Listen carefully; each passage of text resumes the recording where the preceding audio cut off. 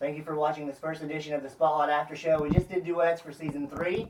We have a lot to talk about. We're joined today by Dalton Hutton, a former winner, and our new host, and Jimmy Cornn, who has been with us before. He's from Corbin High School Band and a UC alumni. Guys, welcome.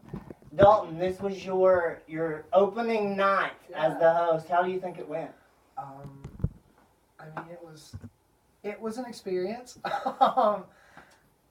I've had as the night went on, I got a little better, but I was super awkward. I will say that.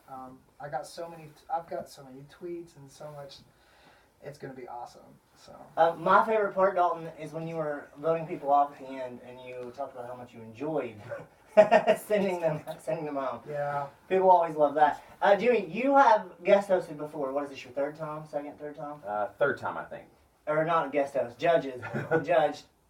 This is your first time doing duets, right? Yes, this is the first time I've ever been here this early. A little bit early. more responsibility, really, because it's all in the judge's hands. How hard was that? Well, I found out tonight, talking to the other judges, that we were cutting nearly half of them tonight, when usually we just discuss a few things, make some votes, and the people decide. And I was like, oh, we're cutting people. Yeah.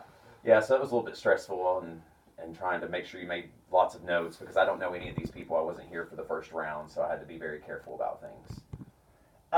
What was it like in the judges' room? I thought it would be a little longer, because it seemed like to me the talent was really good this year compared to previous years. But you guys didn't seem to take that long in there, so how? There was really only a debate about maybe 2 or 3 people. We went in and just said, who do we think are our no's?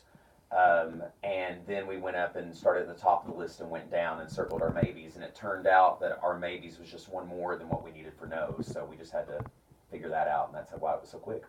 I don't think anybody was surprised that Sarah Johampton was going to go back to the top 12, or Tim, or Ashley Dixon. I don't think anybody was surprised about that. Who almost made it? Like, who was on the fence but did not make it? The one that was on the fence was Adrian. Adrian. Yes. And I was told specifically to ask about her. Of course. Why did that end up being a no and not a yes? The pitch problems in their song. Oh, my Lord. Like the person that we were debating her with, which I guess I'll leave that anonymous. That person just had a much more solid pitched performance. And even though we felt like Adrian had lots of potential and stuff, I'm sitting there. This is the first time I've seen them, and so I'm sitting there going, I have one person with pitch problems. I have another person that performance wasn't there, but they were on with pitch. I'm going to go with the person that has better pitch on one performance, and I was the tie-breaking vote, so everybody can hate me. Dalton, I just wonder, like, if you're going into duets, somebody that's been in the competition and having won it before, what is your strategy? Do you want to go in and do awesome for your partner, or do you want to kind of not do well and kind of sabotage? Like, how do you go about it? Because there's only 12 slots, right? Well, I think it's a happy mix. You want to pick a song that will support your partner, because it's duet night. Like, to show musicianship is not only showing who you are, but who you are with a group. And I think that is something that really needs to be take note, because a lot of times with duets, it's almost like a fight. And I really don't think it should be that way, because it's a duet night. Like, sing and just try your best. But also you have to think that this is a competition and you want to do your best. So you kind of have to have a happy medium. Yeah, I want to help them out, but I also want to look better than them, honestly. So let's talk about specific performances. Who do you think had the best performance of the night, Jimmy? I would think we started off with the best performance of the I night. agree. The very first one, just immediately from harmonies to just tight performance between the two of them. Like, they really worked together well, and that they really set the standard, which made it a little harder as the night went on to keep performing, and you're always going back to that first performance. And I didn't feel like anybody as a duet really lived up to the first one. They were so tight. And that's exactly what I was talking about, is that not only being tight and being together with your duet partner is so good, because, like, it's just make it or break it in order to get to that next spot, go up to the 12. And as you can tell, both Ben and Kat made it to the top 12 because they were helping each other out. And am I correct, they don't choose their partner, that this is random draw? Random draw. And see, that's some of it that's lucky, because if I'm looking down through here, there are other people that I knew it was hard for them to find something that worked together well, but they found the right song, and that's why I think they nailed it, just finding what fit both of them. Yeah, and I can tell you let's go ahead and talk about I guess if there had to be a train wreck of the night, I always like to find a train wreck.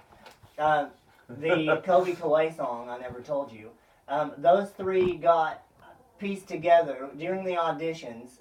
Sid, or Christian Black, he had two people go in the audition room with him, and one of his buddies sang really well, so they had him come back and do his own audition, but he decided just not to stay in the competition. So those three just kind of got stuck together. How do you think that worked out, Dalton? I mean,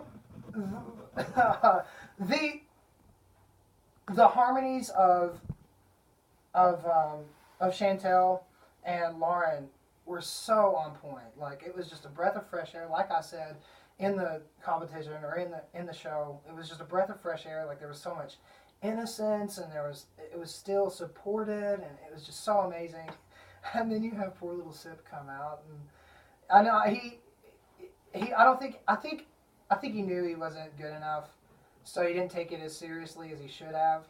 Well, do you think though that nerves played any part in that? Because, and I only say that because the two girls had told us that when they were during the week when they were rehearsing that he did a fairly decent job.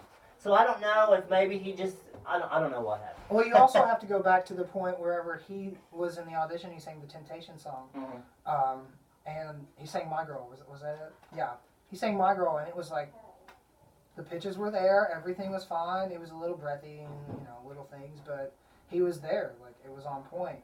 But tonight something changed, and I guess it was him trying to I don't know.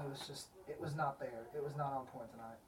I think it's a classic example of song choice. I mean, the song fit the two girls, but you bring him into the picture, and it's just does not make sense why this guy is out on stage trying to do that. Yeah, and I think that was just bad for him. Give him another song, and I'm sure he wouldn't have been anywhere at the level that it showed tonight, because I just think he was awkward because it just didn't fit for him.